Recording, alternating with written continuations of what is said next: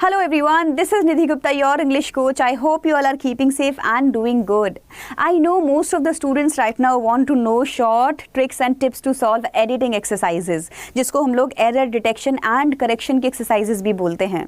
Ma'am जैसे ही कोई question exam में आता है we are not able to find out mistakes in that. समझ ही नहीं आता कि क्या मिस्टेक है और पूरा लाइन पूरा सेंटेंस सही लगता है. There is no mistake in that.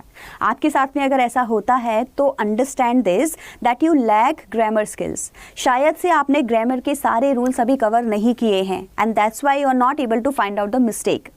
अब क्या करें, एक ही दिन में तो सारी ग्रामर सॉल्व करना पॉसिबल है ही नहीं, right? So why don't we learn those rules which are frequently asked in editing exercises. कुछ ऐसे पॉइंट्स, कुछ ऐसे ट्रिक्स हम लोग सॉल्व कर लें जो आपके एक्सरसाइजेज में ज़्यादातर पूछे जाते हैं, देन डेफिनेटली हम लोग इस एडिटिंग एक्सरसाइज को सॉल्व कर सकते हैं.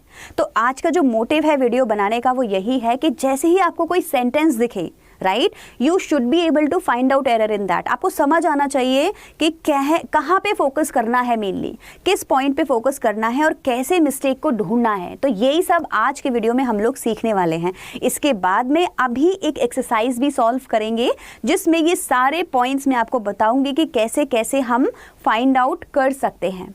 क्लियर हो गया? अब देखो, कोई भी सेंटेंस अगर आपको पैराग्राफ एडिटिंग में दिया जाता है या उसमें एरर फाइंड आउट करने को दी जाती है, the very first point that you are going to discuss, जो सबसे पहला पॉइंट आपको देखना है, that is going to be tenses. ठीक है, because the examiner first of all wants to know कि क्या आपको टेंसेस की नॉलेज है, जो 12 टेंसेस हमको आते हैं कि नहीं आते हैं, right? That is going to be your first choice. तो जैसे कोई सेंटेंस मिले, सबसे पहले उसमें टेंस देखो, पूरा सेंटेंस टेंस के अकॉर्डिंगली स्ट्रक्चर्ड है या नहीं है.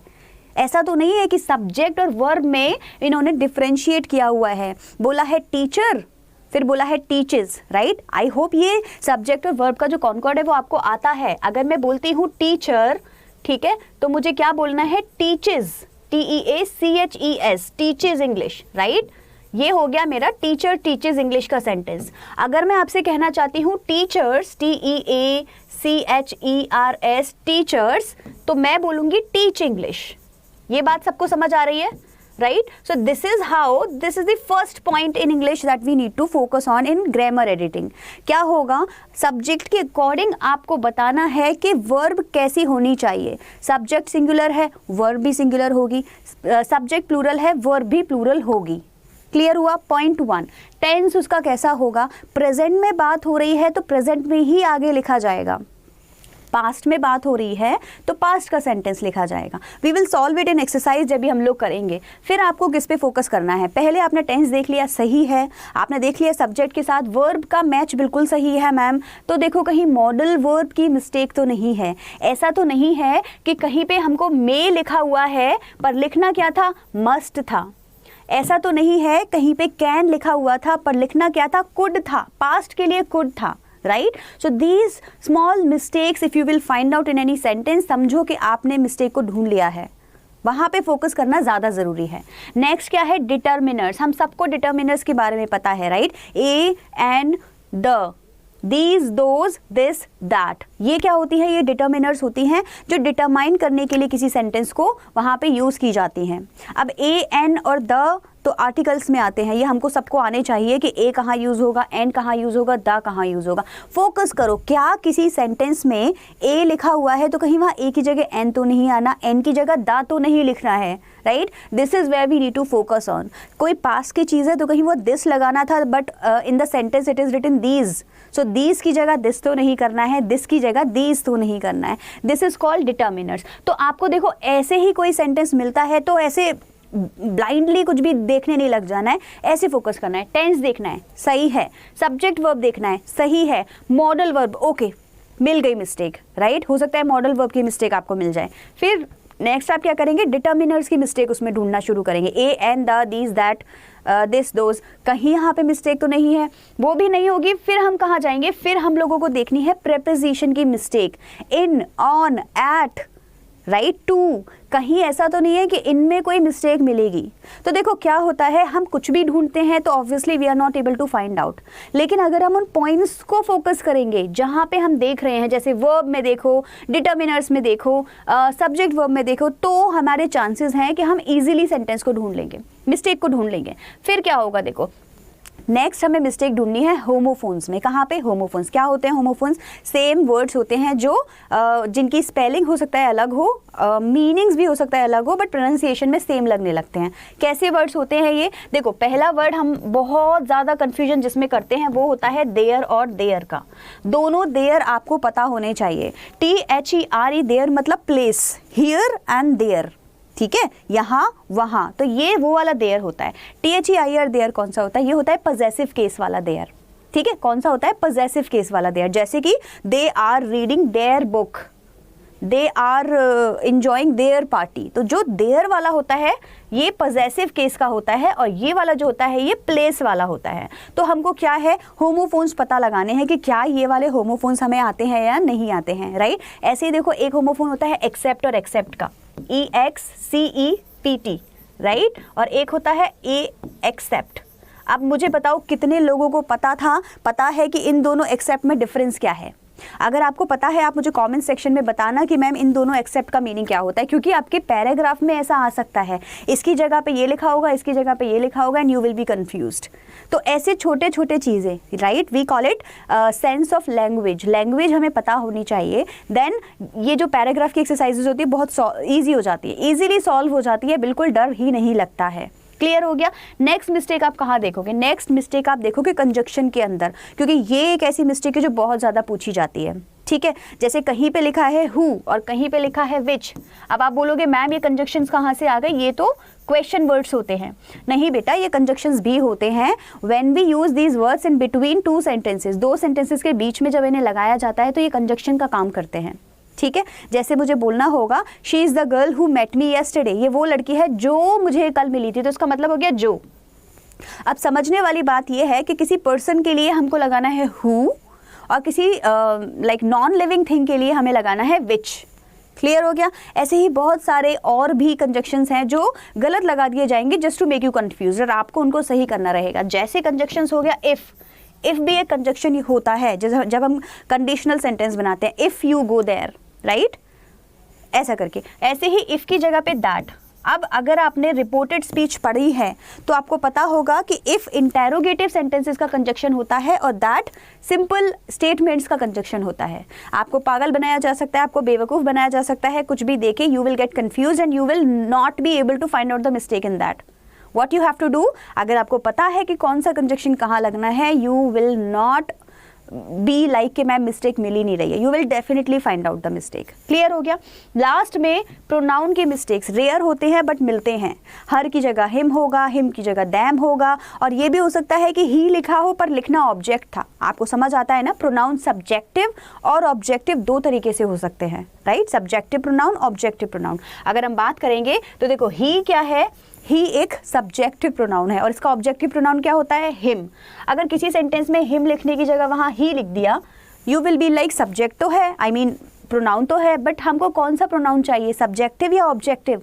ऐसे मिस्टेक्स क्या होगा, आपको आपके एग्जाम में बहुत ज़्यादा पूछी जाएंगी। सो ये जो पॉइंट्स मैंने आपको बताए हैं, मोस्ट ऑफ द टाइम जो मिस्टेक्स पूछी जाती हैं वो इन्हीं पॉइंट्स में से पूछी जाती हैं। आई होप आप इन मिस्टेक्स को और अच्छे से रिवाइज करेंगे, और कोई भी सेंटेंस आपके एग्जाम में आता है तो आप उसमें मिस्टेक यही वाले फाइंड आउट करने की कोशिश करेंगे पहले, ठीक है। क्या ढूंढेंगे, टेंसेस के ऊपर मिस्टेक ढूंढेंगे, सब्जेक्ट एंड वर्ब की एग्रीमेंट के ऊपर मिस्टेक ढूंढेंगे, you will try to find out the modal verb का mistake in a sentence, then you will go to determiners, then you will go to prepositions, homophones, conjunctions and pronoun. I hope अब हम लोग तैयार हैं कोई एक इंटरेस्टिंग सी एक्सरसाइज को सॉल्व करने के लिए, ठीक है। देखते हैं कि क्या हम इन पॉइंट्स के बेस पे किसी भी पैराग्राफ में ये वाले मिस्टेक्स ढूंढ पा रहे हैं या नहीं ढूंढ पा रहे हैं। क्लियर है, यही पर्सपेक्टिव है आज की वीडियो में आपको समझाने का। चलो स्टार्ट करते हैं। देखो ये है आपके सामने पूरी एक्सरसाइज जो मैंने दी है, आपको क्या करना है, इसमें मिस्टेक्स सॉल्व करने हैं। टेबल बनानी होती है आपके एग्जाम में। कोई भी कॉम्पिटिटिव एग्जाम अगर आप दे रहे हैं तो वहाँ पे MCQs होंगे, ऑप्शंस होंगे, तो आपको टिक लगाना है। अगर आप कोई सब्जेक्टिव एग्जाम दे रहे हैं वहाँ पे आपको इस तरह से टेबल बनानी होगी जिसमें आप लोग इनकरेक्ट एंड करेक्ट करके लिखेंगे and then you will solve it. Clear हो गया? इस तरह से आपको ये सॉल्व करना है। अब देखो मैं इसको पढ़ती हूँ एक एक करके और हम लोग ढूंढेंगे इसमें मिस्टेक्स क्या है। याद है ना आप लोग को, टेंस की मिस्टेक ढूंढनी है, सब्जेक्ट वर्ब एग्रीमेंट की मिस्टेक ढूंढनी है, मॉडल वर्ब की मिस्टेक ढूंढनी है, प्रेपोजिशन की। पहला वाला इट्स ऑलरेडी डन, तो देख लेते हैं इसमें क्या है। A book is a dream that you hold on your hand. Anything we hold is in our hand, not on our hand, right? तो हमको बोलना है इन आवर हैंड। तो पहली मिस्टेक इन लोगों ने ऑलरेडी हमको ढूंढ के दी है कि ऑन का क्या हो जाएगा, इन हो जाएगा। आई होप ये सब लोगों को समझ में आ रहा है। This was easiest one which was already done. अब देखो मैंने बोला था ना सेंस ऑफ लैंग्वेज इसी को बोलते हैं। आपको पता होना चाहिए when we are holding something in our hand तो यहाँ इन लगना है, ऑन नहीं लगना है, राइट? ये होती है ग्रामर समझने की सेंस ऑफ लैंग्वेज। अब आगे पढ़ते हैं। Books are known to be the man's best friend. बताओ कहाँ पे मिस्टेक आपको लग रही है? क्या यहाँ कोई टेंस की मिस्टेक है? I don't think so, because present में ही चल रहा है। सब्जेक्ट और वर्ब कॉन्कॉर्ड अच्छा हो रहा है बिकॉज यहाँ पे बुक्स है, बुक्स के साथ आर लगाना जरूरी है, कोई मिस्टेक नहीं है। तो books are known to be, सब कुछ ठीक जा रहा है। जब मैंने यहाँ देखा that it is the men's best friend, I found out कि मैन तो एक ही है। बहुत सारे लोगों की स्पेलिंग MEN होती है जिसको हम एक ह्यूमन काइंड, मैन काइंड में कन्वर्ट कर देंगे तो वहाँ द मैन आएगा तो समझ आता है द मैन काइंड। लेकिन यहाँ पे एक मैन की बात हो रही है तो यहाँ द लगाने से ज़्यादा अच्छा होगा कि अगर हम बोले अ मेंस, ठीक है? और ये एक स्टेटमेंट भी है, ऐसा बोला भी जाता है that books are known to be a men's best friend. Okay, तो हमें पहली मिस्टेक यहाँ क्या मिल गई? द की जगह हमें यहाँ क्या लगाना है? ए लगाना है। That was the important mistake जो हमको यहाँ फाइंड आउट करनी थी। नाउ नेक्स्ट करते हैं। There are a power house of knowledge and wisdom. देखो यहाँ आया सब्जेक्ट वर्ब कॉन्कॉर्ड की प्रॉब्लम, एग्रीमेंट नहीं है सब्जेक्ट का वर्ब से। अगर हम पावर हाउस की बात कर रहे हैं तो किसकी पावर हाउस है? एक ही पावर हाउस है, right? The power house of knowledge and wisdom. तो पावर हाउस तो एक ही है। अब हमने आर क्यों लगाया है फिर यहाँ पे? It should be there is a power house. Books के अंदर एक पावर हाउस है, एक पावर हाउस है, so it should be there is a power house of knowledge and wisdom. Clear हो गया? तो यहाँ पे हमें दूसरी मिस्टेक कहाँ पे मिल गई? आर को इज कर देंगे। ये कौन सी मिस्टेक है हम लोग की? ये हो गई हमारी सब्जेक्ट एंड वर्ब कॉन्कॉर्ड की मिस्टेक। पहली वाली हम लोग की डिटरमिनर्स की मिस्टेक मिल गई थी। देख रहे हो आप, ऐसे मिलती हैं मिस्टेक्स किसी भी पैराग्राफ में। अब आप ऐसा मत सोचना कि यही मिस्टेक इसमें मिलेंगी, इसमें और भी मिस्टेक्स हो सकती हैं, बट मैंने आपको बोला चांसेस आर कि ये मिस्टेक्स हर पैराग्राफ में ज़रूर मिलती हैं। ठीक है, आगे बढ़ते हैं। It is rightly said that there is no friend as a book. Tense सही है, इज आ रहा है। अभी आप देखो, नोटिस करो, यहाँ भी इज था, यहाँ भी आर था, यहाँ आर था, सब्जेक्ट के साथ कॉन्कॉर्ड नहीं था, लेकिन टेंस अभी भी सही है। यहाँ भी इज आ रहा है, यहाँ भी टेंस सही है। देखो चांसेस होते हैं कोई भी सेंटेंस पैराग्राफ जब लिखा जाता है तो एक ही टेंस में होता है। ठीक है, यहाँ भी इज है, आर है, इज है, तो ये अभी तक सही जा रहा है टेंसेस के अकॉर्डिंगली। लेकिन हो सकता है कहीं पास्ट का टेंस दे दिया हो बीच में, वहाँ मिस्टेक टेंस की पक्का से होगी। ठीक है, it is rightly said that there is no friend as a book. कहाँ मिस्टेक लग रही है आपको? ढूंढ के बताओ। देखो स्पेलिंग जो होती है देयर की, वो मैंने आपको दो बताई थी। यहाँ पे देयर की स्पेलिंग ये थी और यहाँ पे देयर की स्पेलिंग ये है। अब आप नोटिस करो आपको कौन से वाले देयर की स्पेलिंग चाहिए। It is rightly said that there is no, there is मतलब कहीं भी किसी भी प्लेस पर THERE वाला देयर आना है। इन्होंने फिर से यहाँ पे गलत देयर की स्पेलिंग लिख दी है, so that is going to be your homophones वाला मिस्टेक। तो ऐसे ही मिस्टेक्स आपको भी अपने पैराग्राफ एडिटिंग में ढूंढने हैं। आगे बढ़ते हैं। Books had no so much to give us and do not ask us. Do not भी प्रेजेंट में है, बट यहाँ हैड क्यों आया है फिर? दिस इज पास्ट परफेक्ट, हमको प्रेजेंट परफेक्ट चाहिए रहेगा क्योंकि हमारी पूरी पैराग्राफ प्रेजेंट में है। ठीक है, मिल गया मिस्टेक टेंस का। तो यहाँ पे हैड की जगह क्या आना चाहिए? हैज आना चाहिए, क्योंकि सेंटेंस कैसे सही बनेगा? Books has so much to give us and do not ask anything from us, anything in return. ठीक है, तो ये कौन सी मिस्टेक हो गई? ये हो गई टेंस की मिस्टेक। हमें ढूंढनी होगी कि टेंस एक ही, मैंने आपको मैं फिर बता देती हूँ, जो आपका पैराग्राफ होता है वो एक ही टेंस में होता है। वहाँ पे प्रेजेंट, पास्ट, फ्यूचर नहीं होता जब तक येस्टरडे और टुमारो जैसे वर्ड्स ना लिखे हों। अदरवाइज जो पूरा पैराग्राफ होगा वो एक ही टेंस में होगा। यहाँ हमें जैसे ही हेड मिला, इनफैक्ट आप ये भी कर सकते हो, पूरे पैराग्राफ में एक ही बार में देख लो और जहाँ भी आपको लगा टेंस इज से वॉज हो गया, हैज से हेड हो गया, समझ लो वहाँ मिस्टेक पक्का होगी। थोड़ा फोकस करो, you will find out the mistake there. ठीक है, तो ये बहुत अच्छी ट्रिक है हम लोग के लिए। आगे बढ़े। So books has so much to give us and do not ask anything in return. A good book must uplift my mood instantly and leave the deep impact on us. पूरा sentence फिर से पढ़ते हैं, आप समझो mistake कहाँ है। A book must uplift my mood instantly and have the deep impact on us. Must का मीनिंग क्या होता है? मस्ट मतलब ऐसा ज़रूर होना चाहिए। अब बुक्स को आप ऐसा बोलोगे कि ज़रूर होना चाहिए, ऐसा सेंटेंस बोलने से अच्छा है हम बोले अ बुक्स कैन अपलिफ्ट, क्योंकि ऐसा तो होता है, बुक तो ऐसा ही करती है कि वो हमारे मूड को क्या कर देती है, अपलिफ्ट कर देती है, राइट। तो यहाँ पे जो मिस्टेक आपको मिली वो कहाँ की मिली? मस्ट की। बताओ सेंटेंस कौन सा ज़्यादा अच्छा है? A book can uplift my mood instantly, या फिर a book must uplift my mood instantly. Must makes no sense here, क्योंकि ये तो पॉसिबल है ऑलरेडी, पॉसिबिलिटी है ऑलरेडी, एबिलिटी है बुक्स के अंदर कि वो क्या करती हैं, they can uplift our mood, हमारा मूड अच्छा कर देती हैं, राइट। तो यहाँ मस्ट की जगह कैन लगेगा, ये है आपकी मॉडल वर्ब की मिस्टेक। आपको क्या लिखना है? मस्ट की जगह यहाँ पे कैन लिखना होगा। So a book can uplift my mood instantly and leave the deep impact on us. एक बुक हम पे बहुत अच्छा इम्पैक्ट छोड़ सकती है, मस्ट नहीं आएगा, सकती है के लिए कैन आएगा। क्लियर हो गया? आगे बढ़े। It is thus highly recommending. अब देखो ये सेंटेंस जो है, आई एम डेफिनेटली श्योर जो बच्चे पैसिव जानते हैं, जितने भी स्टूडेंट्स ने एक्टिव पैसिव की एक्सरसाइजेस की होंगी उनको पता होगा कि यहाँ पे जो सेंटेंस है ये पैसिव है। It is thus highly recommended, not recommending. तो ये प्रेजेंट कंटिन्यूअस का सेंटेंस नहीं है, ये प्रेजेंट सिंपल का सेंटेंस है जिसको पैसिव में लिखा गया है। तो आपको याद होगा प्रेजेंट सिंपल के पैसिव सेंटेंसेस ऐसे ही लिखे जाते हैं। She is the apple is eaten by the person. तो ईटन क्या है? थर्ड फॉर्म है। ऐसे ही रिकमेंडेड क्या होगी? थर्ड फॉर्म होगी। कैसे बोलेंगे? It is the highly recommended. Clear हो गया? I hope it is clear. So recommended की जगह हम लोगों को यहाँ पे क्या लिखना है? हम लोगों को यहाँ पे लिखना है recommended। I hope it's clear to everyone. ठीक है, आगे बढ़े। So it is thus highly recommended if we should read different kinds of books to grow wiser. Sense of language समझो। इफ वी शुड, कोई कंडीशन है ही नहीं sentence में, तो इफ क्यों आएगा? कंजक्शन की मिस्टेक है, ये हमें समझ आ गया। इफ की जगह अब लगा के देख लो कौन सा कंजक्शन ज़्यादा अच्छा लग रहा है, हमें अच्छा लगेगा दैट लगाना। So we will say that. कैसे बनाएंगे पूरे सेंटेंस को? पढ़ लेते हैं एक बार। It is thus highly recommended that we should read different kinds of books to grow visor.